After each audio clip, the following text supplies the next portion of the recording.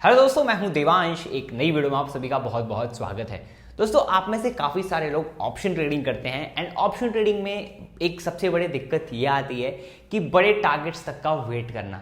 बड़े टारगेट्स तक कैसे वेट करें? आप में से बहुत सारे लोग मेरे से बोलते हैं कि देवांश भाई, मैं एक पर्टिकुलर दिन ट्रेड कर रहा था और मोमेंटम काफ़ी ज़्यादा बड़ा है, मार्केट इस पॉइंट से टॉप तक चली गई और मैंने एग्जिट यहीं बीच में ही कर दिया था। मैंने एग्जिट अपनी पोजीशन बीच में ही कर दी, मैंने पूरा प्रॉफिट कैप्चर नहीं कर पाया।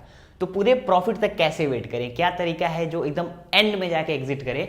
और बहुत सारे लोग ऐसा भी बोलते हैं कि जो है मैंने जो है सोचा कि मार्केट यहाँ तक जाएगी और मार्केट मेरा यहाँ तक आई, प्रॉफिट में पोजीशन में प्रॉफिट दिखा रहा था, उसके बाद मार्केट उल्टा पड़ गई और भाई जो प्रॉफिट मिला था वो भी नहीं ले पाए और जो बड़ा एक्सपेक्ट किए थे वो तो मिला भी नहीं। ठीक है, सो यही दिक्कत सबको यही आती है कि बड़े टारगेट्स तक वेट कैसे करें, क्या एक्चुअल इसके पीछे का लॉजिक होता है, किस तरीके से किया जा सकता है। सो आज के इस वीडियो में मैं ये सारी चीजें आपको एक्सप्लेन करने वाला हूं। तो आज की वीडियो काफी कमाल की होगी, तो बिना टाइम गवाए आज की इस कमाल की वीडियो को स्टार्ट करते हैं।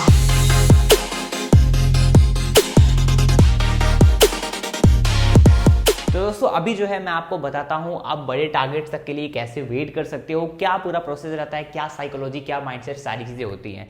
एक चीज मैं आपको अभी स्टार्टिंग में ही बता देना चाहूंगा कि एक बात आपको दिमाग में और याद रखनी है कि कभी भी आप जहां से मार्केट बढ़ना चालू हुई है और जहां तक जाएगी, ठीक है, उस पर फोकस मत करना। ये मत फोकस करो कि मेरे को एकदम टॉप पे ही निकलना है।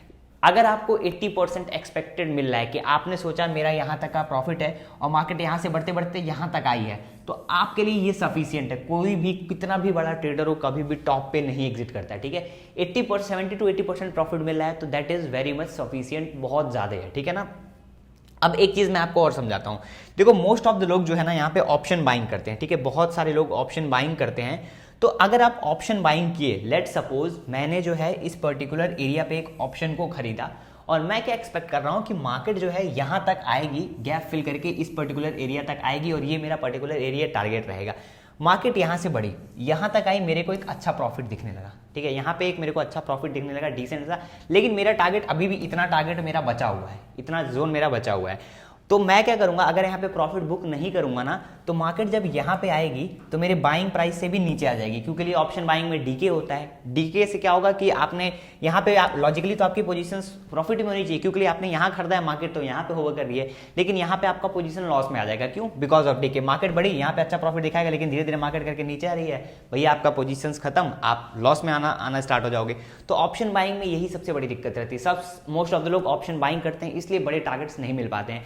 यहीं अगर आपने पुट ऑप्शन को सेल कर दिया होता तो कोई बात नहीं, डीके हो रहा तो वो भी आपके फेवर में है और मार्केट डायरेक्शनल बढ़ रही है, बढ़ने दो उसको। ठीक है, तो बाइंग में किस तरीके से आप लंबा ट्रेड कर सकते हो, तो आपको क्या करना है, आपको प्रीवियस कैंडल का एसएल प्लान करके चलना है। ठीक है, जहां से भी आपने बाइंग की, लेट्स अज्यूम इस एरिया से आपने बाइंग की, ठीक है, यहां से बाइंग की, अब मार्केट यहां पे बढ़ रही है। अब देखो क्या होगा, आपका यहाँ पे एसएल क्या होगा, ये इस कैंडल के बाद ये कैंडल का एसएल होगा। मार्केट इसके नीचे आई, नहीं आई, इसके बाद ये कैंडल बनी, इसका क्या एसएल होगा, ये नीचे होगा। ये भले रेड वाली कैंडल नीचे है लेकिन इसके नीचे नहीं क्लोज हुई है।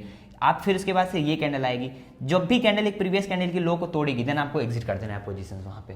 ठीक है, यही करके बड़े प्रॉफिट्स बनेंगे। जान लो, जब भी मार्केट मोमेंटम में होती है, जब मार्केट आप बड़ा टारगेट प्लान कर रहे हो, यहां तक का टारगेट प्लान कर रहे हो, तो जब मार्केट एक बार चलती है ना तो नॉन स्टॉप चलेगी और बस सिर्फ आपको प्रीवियस कैंडल का एसएल रख के पोजीशंस को ट्रेल मारना है। जहां पे भी आपका हिट होगा, आपको उस सिनेरियो में आपको अपनी पोजीशंस को एग्जिट कर देना है। और भी एग्जांपल्स मैं चार्ट के थ्रू आपको दिखा देता हूं, आपको समझ में आएगा। सो लेट्स अज्यूम हम पिछले दिन आते हैं। ठीक है, पिछले दिन यहाँ पे आते हैं, इस चार्ट को इधर लगा लेते हैं और यहाँ पे जो है मार्केट देखो, एक मिनट, हाँ गाइस, यहाँ पे देखो मार्केट जो है गिरते गिरते है। ठीक है, पर्टिकुलर इस एरिया पे सपोर्ट बना और याद होगा थर्सडे के दिन में हमने यहाँ पे ट्रेड लिया था लाइव में सभी के साथ में। तो इस कैंडल पे हमने कहीं ना कहीं प्लानिंग की, यहाँ पे इस कैंडल पे हमने ट्रेड को एग्जीक्यूट किया था और टारगेट क्या था, टारगेट हम यही जोन एक्सपेक्ट कर रहे थे, जहां से ब्रेकडाउन का लेवल था वही जोन हम टारगेट के लिए एक्सपेक्ट कर रहे थे, यही जोन का टारगेट एक्सपेक्ट कर रहे थे हम। तो यहाँ पे हमको ट्रेल करना है तो किस तरीके से करेंगे, बिकॉज एक्सपायरी के दिन में लॉजिकली बहुत सारे लोग डे हाई का भी टारगेट प्लान करके चल रहे थे कि मार्केट यहाँ तक आएगी। अगर आप यहाँ तक के लिए वेट करते तो इतने दूर में जो आपका इतना बढ़िया प्रॉफिट हुआ था वो भी नहीं मिल पाता। ठीक है, तो मैंने क्या किया था, मैंने जब यहाँ पे पोजीशंस को अपनी लिया था, इस पर्टिकुलर जोन पे एंट्री की थी, प्रीवियस कैंडल का मैं एसएल प्लान करके चल रहा था। ठीक है, यहाँ पे जब भी हम प्रीवियस कैंडल का एसएल प्लान करके चलेंगे तो क्या होगा, इस कैंडल पे एंट्री हुई, ये एसएल बनेगा, यहाँ पे कभी मार्केट आई, कभी नहीं आई, फिर उसके बाद से ये कैंडल, यहाँ पे कभी मार्केट आई, कभी भी नहीं आई, फिर उसके बाद से अगली कैंडल। तो ऐसे कर करके फिर उसके बाद से ये कैंडल, यहाँ पे भी कभी मार्केट नहीं आई, ये कैंडल, ऐसे करते करते हमने यहाँ तक का कैप्चर किया टारगेट, ठीक है। ऐसे प्रीवियस कैंडल को ट्रेल कर करके ही हमने यहाँ तक का टारगेट कैप्चर किया। अब ये जो बड़ी वाली रेड कैंडल इसके नीचे निकल रही है, क्लोजिंग आ जा रही है, हमने पोजीशंस को अपनी एग्जिट कर दिया यहाँ पे, सिंपल। इसी तरीके से आप बड़े टारगेट्स को कैप्चर कर सकते हो। प्रीवियस कैंडल का आपको एसएल प्लान करना है और उस तरीके से आप ट्रेल करोगे तो बड़े टारगेट्स मिलेंगे। एक बात जान लो, मार्केट जब मोमेंटम में होती है तो बहुत तेजी से टारगेट मिलते हैं। कितने बड़े भी टारगेट्स प्लान करो, अगर गैप है मार्केट में, मार्केट बहुत जल्दी गैप अपना फिल करती है। बाइंग में कर रहे हो, देखो बाइंग में, ऑप्शन बाइंग में दिक्कत सिर्फ यही है कि अगर मार्केट होल्ड कर गई एक पर्टिकुलर जगह पे तो आपके प्रॉफिट्स कम होने लगेंगे, तो दैट्स वाई आपको पोजीशन को एग्जिट करना ही पड़ेगा। बिकॉज ऑप्शन बाइंग पूरा का पूरा एक मोमेंटम का गेम है, मोमेंटम के साथ ही आपको प्ले करना पड़ेगा। अगर मोमेंटम के साथ नहीं प्ले करोगे पैसे नहीं बनेंगे। अगर आप यहीं पे ऑप्शन सेलिंग कर रहे होते, इस पर्टिकुलर पॉइंट पे आपने पुट को शॉर्ट किया, नो मैटर कुछ भी हो जाए, आपको प्रीवियस एक पर्टिकुलर लेवल का एसएल डिसाइड किया, जब उस एसएल के नीचे आएगी तब एग्जिट करते। लेकिन बाइंग में आपको इसी तरीके से ट्रेलिंग करना पड़ेगा, प्रीवियस कैंडल के नीचे एसएल रखना पड़ेगा, फिर से दोबारा अगर ये जोन मार्केट तोड़ रही होती तो फिर एक कैंडल सस्टेन करते, फिर से आप अपसाइड का ट्रेड लेके प्लान कर सकते थे, ठीक है। तो इसके अलावा भी मेरे पास और डिफरेंट टाइप ऑफ स्ट्रेटेजीज है जो मैं देखता हूँ ट्रेलिंग के टाइम में, तो वो भी मैं किसी और वीडियो में आपको एक्सप्लेन कर दूंगा जहां पे आपको समझ में आ जाएगा। अभी जो है अगर आप ट्रेडिंग करते हो तो आपको एक ब्रोकर की नीड पड़ेगी जहां से आप अपने ट्रेड्स को पंच कर सकते हो। तो इसके लिए आप एम स्टॉक का यूज कर सकते हो। M stock by Mirae asset करके प्लेटफॉर्म है, ठीक है, मिराई एसिड के अंडर में आता है। यहाँ पे जो है 21 लाख प्लस डाउनलोड्स है, 30,000 का करोड़ का टर्नओवर है, ठीक है। तो इस प्लेटफॉर्म पे आप साइन अप कर सकते हो। यहाँ पे जो है अगर आपको मार्जिन ट्रेडिंग करनी है वो भी कर सकते हो, स्टॉक्स में ट्रेड कर सकते हो, फ्यूचर एंड ऑप्शन जो सबका फेवरेट होता है वो कर सकते हो, करेंसीज, म्यूचुअल फंड, आईपीओ, सब चीजें हो जाएंगी। इस प्लेटफॉर्म की सबसे बड़ी खास बात क्या है?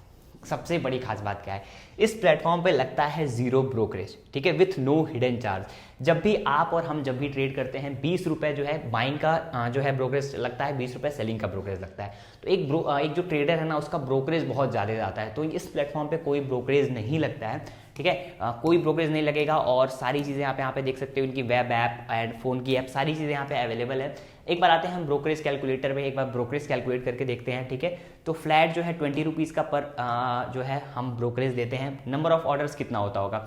लेट सपोज एक दिन में अगर हमने 5 ऑर्डर लिया तो 5 बार खरीदेंगे तो 5 बार बेचेंगे भी, तो एक दिन में हम एटलीस्ट जो है 10 ऑर्डर्स, ठीक है, 10 ऑर्डर हम एक दिन में लेते हैं। तो 10 ऑर्डर के हिसाब से अगर हम इसको कैलकुलेट करते हैं तो ईयरली जो है यहाँ पे आपको 48,000 का ब्रोकरेज देना पड़ेगा। 1 ईयर में 48,000 रुपीज़ को आपका ब्रोकरेज देना पड़ता है। इस हिसाब से अगर आपको नंबर चेंज करते जाओगे, यहाँ पे अगर आप एक जीरो और बढ़ा दोगे, ठीक है, तो एक दिन का अगर आप 100 ऑर्डर प्लेस करते हो तो 4,80,000 ईयरली आपकी सेविंग हो जाएगी, ठीक है। तो इस जो है इस पर आप साइन अप कर सकते हो, डिस्क्रिप्शन में लिंक है। एक बार मैं आपको प्लेटफॉर्म दिखा देता हूँ, प्लेटफॉर्म भी इनका बहुत अच्छा है। यहीं पे जो है आपको इंडेक्स भी देखने के लिए मिल जाएगा, निफ्टी भी आपको देखने के लिए मिल जाएगा, सेंसेक्स, बैंक निफ्टी भी देखने के लिए मिल जाएंगी। सबसे खास बात यह है कि ग्लोबल इंडेक्स भी आपको यही बगल में देखने के लिए मिलेंगे। जो भी यूएस मार्केट है, यूरोप मार्केट है, सारी चीज़ें यही देखने के लिए मिलेंगी। और एफआईआईज ने, डीआईआईज ने कितने की कैश में खरीदा, कितने का बेचा, नेट फ्लो कितना है, वो सारी चीज़ें देखने के लिए मिलेंगी। आप जो है यहीं से अपनी पोजीशंस मैनेज कर सकते हो, पोर्टफोलियो, फंड्स, सब चीज़ें यहाँ से मैनेज कर लोगे। जो भी चीज़ खरीदनी है, लेट्स अज्यूम मेरे को बैंक निफ्टी का फ्यूचर खरीदना है तो यहाँ से सर्च कर लूँगा मैं, कॉल भी खरीदना तो यहीं सर्च करके डायरेक्टली यहीं से बाई भी हो जाएगा। यहाँ पे बाई पे टैप करेंगे, ठीक है। यहाँ पे क्वांटिटी कितना, एक लॉट करना है, तो फिर यहाँ पे जो है क्वांटिटी भर के डे ट्रेड या फिर इन्वेस्ट, मतलब अगर आपको इंट्राडे करना है तो डे ट्रेड पे, अगर आपको ओवरनाइट ले जाना है तो इन्वेस्ट पे करके यहाँ से बाई कर दोगे तो दिखाएगा। और पूरा का पूरा मार्केट डेप्थ भी यहीं पे दिखाएगा, यहीं से आप बाई सेल कर सकते हो। और इसी के साथ साथ इस प्लेटफॉर्म में आप ग्लोबल इंडेक्सेस देख सकते हो, जैसा कि मैंने बताया आज दिन के टॉप गेनर्स कौन से हैं, ठीक है, टॉप गेनर्स जो है वो दिखाएगा, उसके साथ साथ टॉप लूजर्स, और उसी के साथ साथ बाई वॉल्यूम, सारी चीज़ें दिखाएंगे। ये जो है ये मॉक ट्रेडिंग चल रही है, ठीक है, दैट्स वाई ये टाटा मोटर 15% जो है एक दिन में बढ़ा हुआ है। इसको ऐसा मत अजीम करना सैटरडे का आज दिन है, दैट्स वाई ये मॉक ट्रेडिंग है, दैट्स वाई ये दिखा रहा है, ठीक है। सो आई होप आपको चीज़ें समझ में आई होंगी, किस तरीके से जो है आपको ट्रेड करना है। और अगर आपको ब्रोकरेज बताना है तो इस प्लेटफॉर्म पे आप साइन अप कर सकते हो, डिस्क्रिप्शन में लिंक है। एक बार मैं प्राइसिंग बता देता हूँ आपको, एक बार प्राइसिंग बता दूंगा तो आपको चीज़ें समझ में आ जाएंगी। यहाँ पे 1 टाइम जो है इसकी चार्ज है, वो चार्ज जो है मैं आपको दिखा देता हूँ। 999 रुपीज़ जो है अकाउंट ओपनिंग चार्ज है, ठीक है, 999 रुपीज़ वो एक बार अकाउंट ओपनिंग चार्जेस लगेंगे, प्लस जीएसटी उसमें ऐड ऑन होता है। और अकाउंट मेंटेनेंस चार्ज 999, और उसके बाद से कोई अकाउंट मेंटेनेंस चार्ज नहीं देना पड़ेगा, ठीक है। तो एक बार बस खोल लोगे, कितना ज़्यादा आपका ब्रोकरेज बचेगा वही आप कैलकुलेट कर सकते हो। तो डिस्क्रिप्शन में लिंक है, अगर आपको जो है अकाउंट ओपन करना है तो ओपन कर सकते हो। तो आई होप आज की वीडियो आपको पसंद आई होगी, आपको समझ में आया होगा कि लंबे टारगेट्स तक के लिए कैसे वेट कर सकते हैं, क्या पूरा प्रोसेस होता है, मेरी क्या स्ट्रैटेजी रहती है। मैं भी जब भी स्कैल्पिंग ट्रेड या फिर इंट्राडे कर रहा हूँ, प्रीवियस कैंडल का एसएल प्लान करके मैं अपने ट्रेड्स को एग्जीक्यूट करता हूँ, ठीक है। सो अगर ये वीडियो पसंद आएगी तो इस वीडियो को लाइक करिएगा, हमारे चैनल को सब्सक्राइब कर लीजिएगा। एंड मैं देवांश आपको मिलता हूँ ऐसे किसी वैल्यूएबल कंटेंट में, तब तक के लिए this is Devansh Rai signing off. Investments in securities markets are subject to market risks. Read all the related documents carefully before investing.